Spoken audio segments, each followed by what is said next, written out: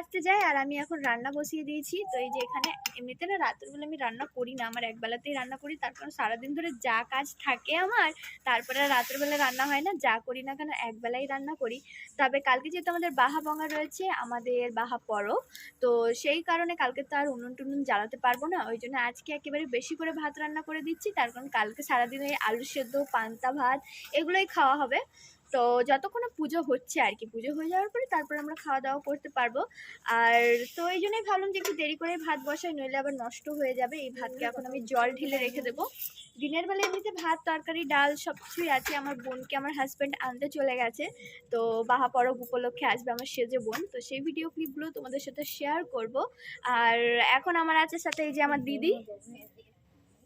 হ্যাঁ আমার বোনও নাচে দমে, ঠিক। তো দিদি এটাই বলছে, বলে বউ তোর বোনও কিন্তু খুবই নাচে, আজকে সকাল থেকে বলছে, বলে তোর বোন মানে আমাদের কাস্টের না হয়েও তোর বোনও কিন্তু খুবই নাচে আর খুব ভালো নাচে।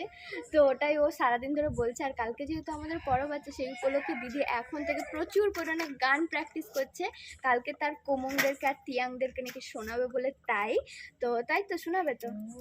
আচ্ছা।